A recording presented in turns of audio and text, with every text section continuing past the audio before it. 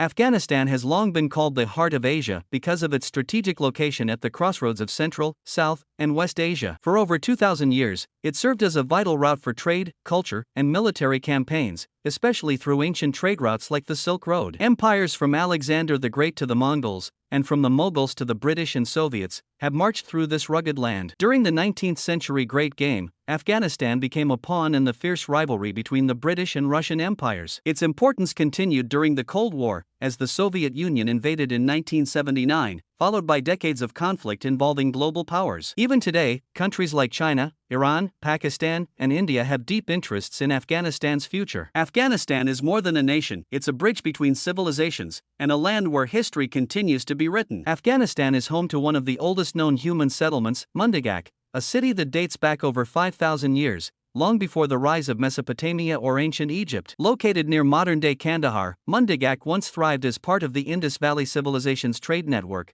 with advanced urban planning, buildings, and even a citadel. But despite its age and significance, many people have never heard of Mundigak because its ruins remain buried beneath layers of conflict and time. Deep in the central highlands of Afghanistan lies the Bamiyan Valley, once home to two of the world's largest standing Buddha statues, carved into the cliffs nearly 1,500 years ago. These colossal statues were a fusion of Hellenistic, Persian, and Indian artistic styles, proof of how Afghanistan was once a vibrant crossroads of cultures and religions along the Silk Road. But in 2001, the Taliban destroyed these ancient wonders with explosives, erasing a chapter of human heritage that had stood for centuries. Yet even in ruin, the Bamiyan Buddhas remind the world that Afghanistan was once a cradle of peaceful art, spirituality, and global exchange. The Minaret of Jam, rising 65 meters above a remote river valley in western Afghanistan, is one of the greatest architectural achievements of the Islamic Golden Age. Built in the 12th century by the Ghurid Empire, this masterpiece was crafted entirely from baked brick, and once marked the glory of a long-lost city that rivaled Baghdad in its time. The Minaret of Jam survived floods, earthquakes, and invasions, but for centuries, it lay forgotten by the world, buried by isolation and political turmoil. Today, the minaret stands alone in silence, a fragile monument,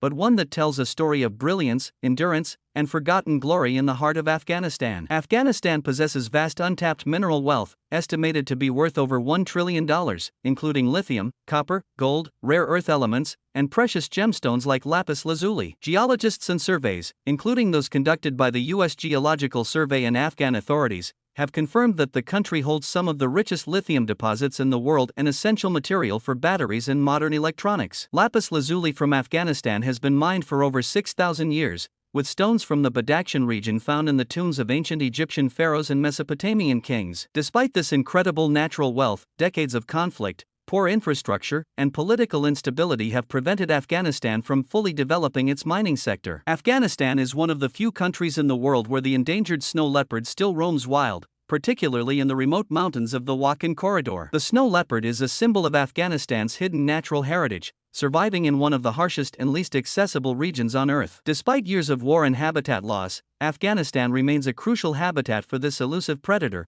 offering hope for biodiversity in Central Asia. Afghanistan is where the ancient game of buzkashi was born, a traditional sport played on horseback, where riders compete to grab and carry a goat carcass to a goal. Buzkashi is more than just a sport, it's a centuries-old expression of strength, bravery, and honor, deeply embedded in Afghan tribal culture. Often compared to polo, buzkashi has no fixed time limit and can last for hours, sometimes even days, turning each match into a powerful display of endurance and skill. The University of Nalanda, one of the world's first residential universities, attracted scholars from across Asia, and among its most respected students and teachers were monks from what is now Afghanistan. During the 7th century, Afghan Buddhist monks played a key role in spreading knowledge of medicine, astronomy, and philosophy from India to Central Asia and China. This legacy reminds us that Afghanistan was once not only a bridge between civilizations, but also a transmitter of wisdom and learning across continents.